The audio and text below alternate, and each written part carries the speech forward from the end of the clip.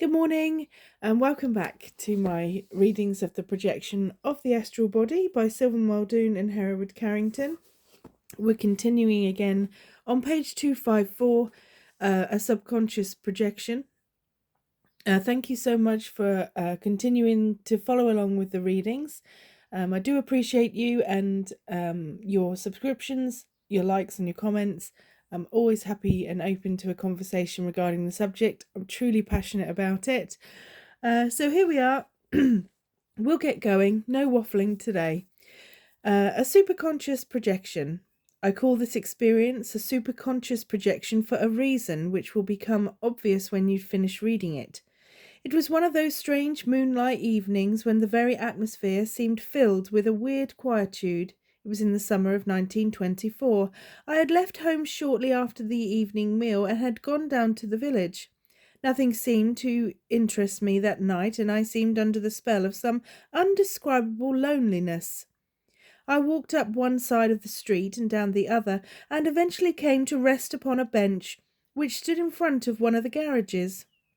There I sat for some time, wondering and thinking of the whys and wherefores of life, and I recall looking up many times the bright beaming moon above, feeling angry with myself to think that I could not fathom it at all. Finally, in disgust, I went home, entered my room, locked the door, and flung myself across the bed. I had lain there but a short time when my attention was drawn to the fact that a sort of cool wave was passing over me, and that my arms and limbs seemed to be getting numb. I reached down and pinched my hip. I could feel nothing. Next I did the same with my arm, but it too seemed insensible. I am sure that a needle could have pushed into my flesh and that I should not have felt it at the time. In a few minutes I was unable to move. My motive power had now left me, and I lay, conscious, for several minutes in this condition. There's just a short, after it seemed to be getting numb, there's just a short fraction there that says, "This feeling often precedes an unintentional projection, as does the cool wave and numbness, a sort of crypto-conscious induced incapacity." That's Sylvan Muldoon. It was undeniably a very unpleasant condition. I was conscious, but unable to see, hear, feel, or move. I felt as though consciousness alone existed within me. However, it was not such an unusual experience for me, and knowing what was about to happen, I remained calm in mind, ready for another conscious excursion in my astral body. I was moved upward in the air, then outward to a distance of about 10 feet, where my sense of sight once more began to function. As is often the case, everything at first seemed blurred about me, as though the room were filled with steam or white clouds, half transparent, as though one were looking through an imperfect window pane, seeing blurry objects through it. This condition is but temporary, however, lasting, as a rule, about a minute in practically all conscious projections. So, presently I could see normally in the astral body. From this spot I was moved, by the compelling intelligence, into the upright position, and placed upon my feet on the floor of the room, swaying about, as I have stated one often does, through cord action. When I advanced outside cord activity range, I was once more free and normal, and walked through the house for a short time, then outside and into the street. No sooner had I got into the street than an almost bewildering scene surrounded me, and I found that I was in a strange house. I knew not where. I realized at once that I had travelled there at the supernormal speed, but why I had done so remained a problem. So I looked about me, wondering if, by chance, the inner intelligence had shot me there for a purpose. 4 people were in the room, one of them a girl of about 17. Still, I could see no reason for me being there, knowing from experience that if one does not use his own conscious will while projected in the astral body, his subconscious will control him. I reasoned in this manner. I will not try to see or understand why I am here. I will just allow the crypto-conscious mind to move me about. So I relaxed my conscious mind, centering my thoughts upon being shown the reason for my landing in the strange place, amid these strange people. No sooner had I done so than my body moved, without effort on my part, to a position directly in front of the young lady, who, by the way, was sewing upon a black dress. Still, I could see no reason for my being there, so I went about the room again, taking visual notes of various objects. There seemed nothing for me to do but to go home again, wherever that was, for this flight, so far as I knew, had been purposeless. Just before willing that I should go back to my physical body, I took one last look about the place, outside and in, and saw it was a farmhouse. Instantly I was back in my own room again, looking down at my physical body, which still lay upon the bed. As I have always been a little careful about extensive projections, I decided to get back into the physical, and did so, merely by willing that I should enter my body, and moving toward it. One has in fact difficulty in preventing interiorization if he approaches too near the physical body. 6 weeks passed. I had almost forgotten this experience, for it was not unlike many other distant projections. Then, one afternoon, as I was coming home, I saw a girl get out of a car, which she was driving, and enter one of the neighbouring houses. Immediately I recognized her as the young lady I had seen that night, 6 weeks before, in the farmhouse, when I had been projected in my astral body. My curiosity was immediately aroused. I loitered about, waiting for her to come out of the house, for I knew she did not live there. Eventually she did come out and walk to her car, and I lost no time in accosting her, saying almost bluntly, "Excuse me, but where do you live?" To this I received the reply, "None of your business," she of course thinking me forward and impertinent. However, I did succeed in talking to her, and in doing so told her that I had seen her before and knew what her home looked like, and even described it to her, to convince her that I had seen her home. My description was so perfect that on hearing it she was not so aloof and began to talk more freely, wondering who had told me all this, and asked how I knew these things, when I did not know where she lived. One thing led to another. I began to like her. I have seen her many times since. I have seen her home exactly as it was in the conscious projection, which is 15 miles, as the crow flies, from my own home. I have even convinced her that astral projection is possible, for since she has seen me projected in her room. See the case, pages 242 and 43. She is at the present time, in fact, a very close friend of mine, and is the young lady with whom I have since tried so many experiments. Page 257. Automatic projection. Although I have stated that spontaneous projection does not exist, it is nevertheless true that the crypto-conscious mind can produce a projection of the astral body without being stimulated to do so. And although we may term this crypto-conscious automatic projection, it really cannot be considered spontaneous any more than it would if we performed an act after conceiving it in the conscious mind and carrying it out without any outside suggestion. When such a projection takes place, it is interesting to note how the intelligent mind within us acts very much like the conscious mind would act during a voluntary projection.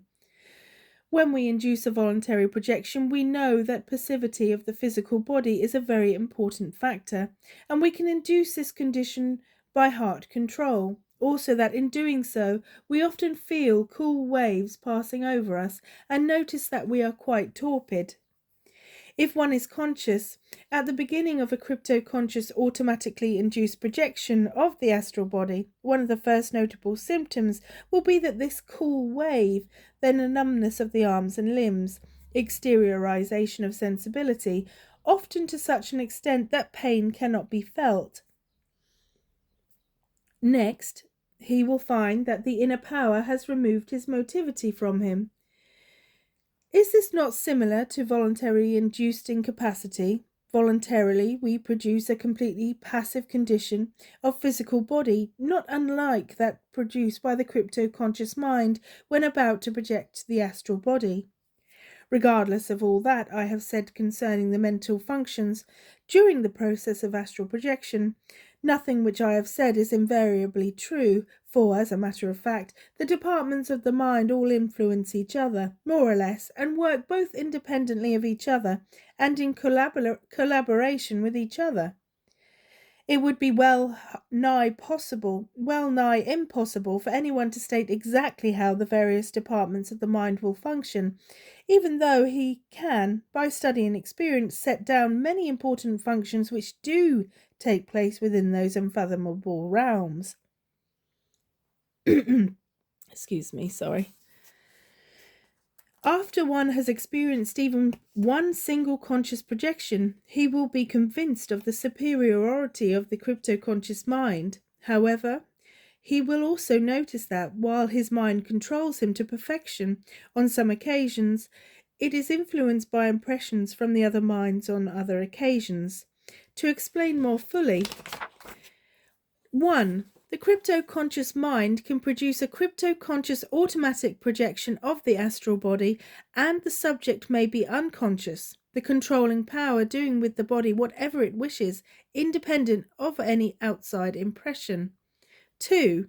The crypto-conscious mind can work upon a stress from the common subconscious mind. It can project the body and be influenced by the common subconscious mind's impressions. This is very common. 3. The crypto-conscious mind can take a suggestion directly from the conscious mind and then produce a projection of the astral body. This is not so common, but can be done at times, especially by using the passive conscious will. 4. The crypto-conscious mind can have the body under control, the subject being conscious, and take suggestions from the conscious mind or ignore the suggestions from the conscious mind.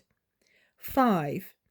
The crypto-conscious mind can have the body under control, the subject being conscious, and take suggestions from the common subconscious mind, such as a stress of habit. Thus, if the crypto-conscious mind refuses to take the suggestions from the subject's conscious mind, but pays attention to the suggestions coming from the common subconscious mind, the subject will be compelled to enact a habit or appease a desire of which there is a stress, even while conscious. Haunting phantoms are often in this condition. 258. The foregoing will give you an idea of many different ways which the minds work. However, the rule is that one is able to influence the controlling power by his conscience, his conscious will, most of the time during a projection which is conscious. In fact, the controlling power usually frees the subject after projecting him. So far as an unconscious projections are concerned, what difference does it make? For we are then aware of what is happening in any case. The crypto-conscious mind is doubtless responsible for many psychic phenomena, which I shall touch upon soon. First, permit me to quote another experience. 259. A horrible experience. One day in the summer of 1916, a violent wind and rainstorm swept the locality in which I live, and although its duration was but brief, considerable damage was done. Buildings were wrecked and trees uprooted, power lines damaged, and large pools of water stood in the depressions of the ground. After the storm, the boy next door, my brother, and I walked down the street to see the results of the catastrophe. We were walking along the sidewalk discussing the storm when about 3 blocks from home we came to a place where the electric power lines had snapped, one of the wires hanging from a pole directly across the street. We stopped, wondering whether it was a live wire. The ground was very wet, as was the sidewalk on which we stood. I reached forward to move the wire out of the way. That is all I remember, for the wire was carrying a high voltage, and having no rubbers on my feet, I was immediately knocked unconscious. The boys told me afterward what occurred immediately after I touched the wire. I bounded vigorously forward.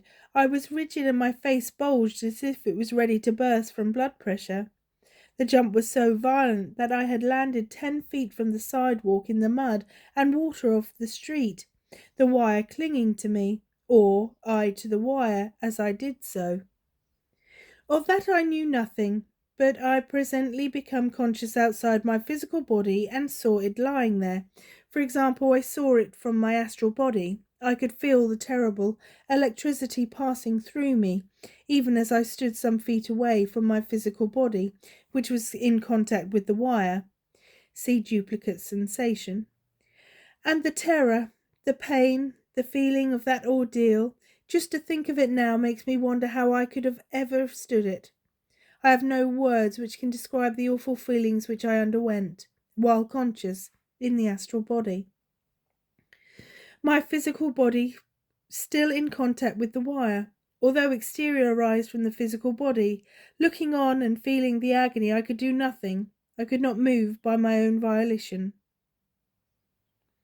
My arms in the astral body were held rigid, as if grasping a wire which was not there, just as my arms in the physical body were grasping a wire which was there, and I could not move my arms from that position. My astral body, wherein I was conscious, although upright, was in exactly the same position as the physical body, which was horizontal. Which was horizontal. One limb of each body was drawn up, each body was curled up. Slightly in the middle, both hands of each body were holding similar poses, as if the astral too were clinging to a wire. Amid this agony, I could see the boy standing beside me, frightened, dumb, but afraid to touch me, my physical body, lest they too become victims.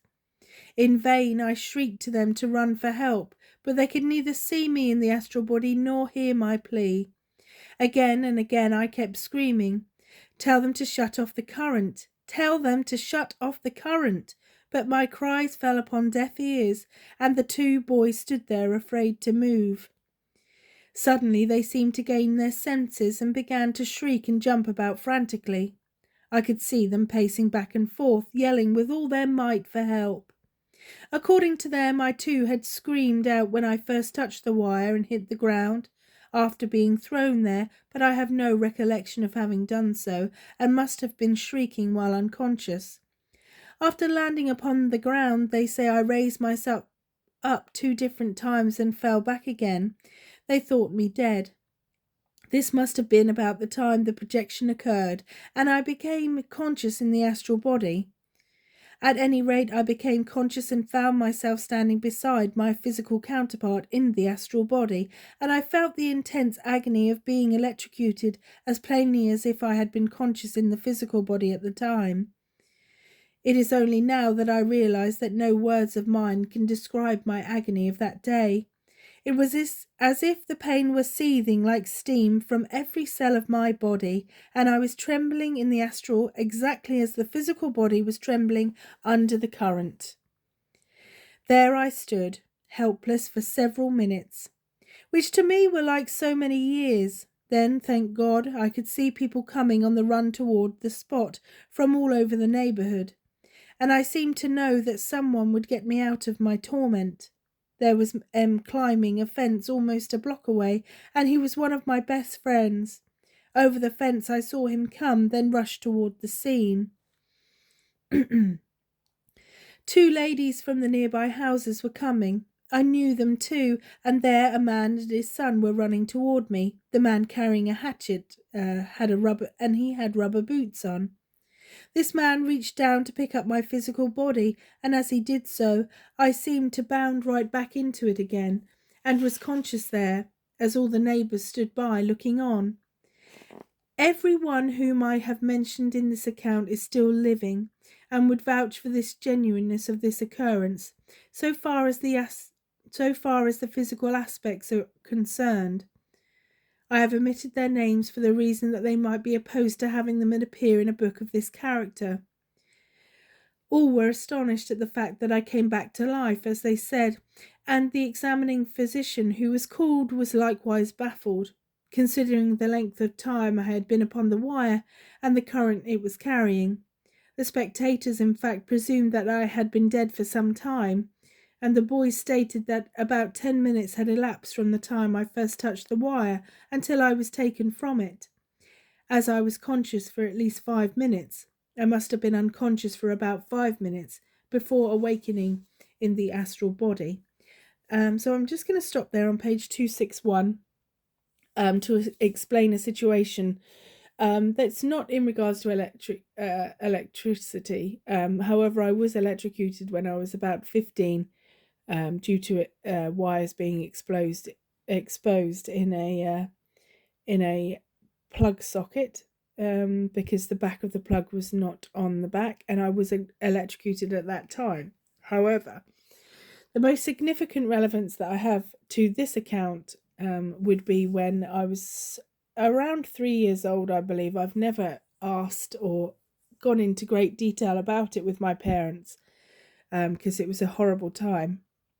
My sister and I were playing. We lived in a beautiful farmhouse, which was very, very tall. It was a tall house, so we were playing upstairs in our bedroom. And my sister actually asked me if I would see if I could balance on the windowsill. Now, this was an old house, wooden windowsills that weren't very well maintained.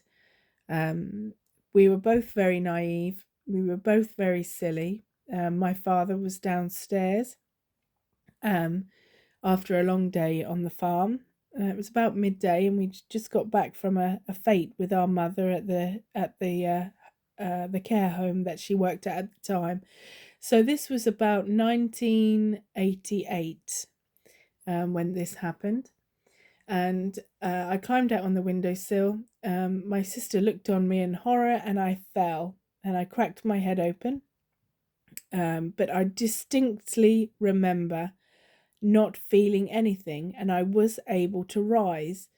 However, at that very moment when I hit the ground, I have a distinct memory of standing on the sideline by an old oak tree, watching my own self walk into what was our home at the time.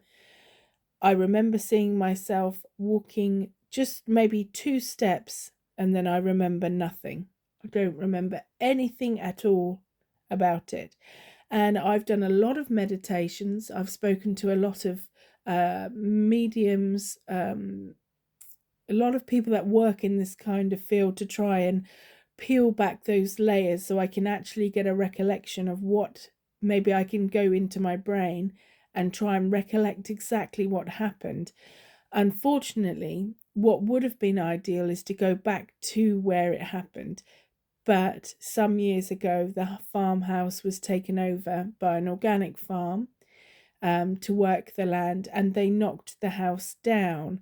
So it's impossible to be able to go back to that place where it actually happened to see if I can get a recollection, which would be my ideal situation.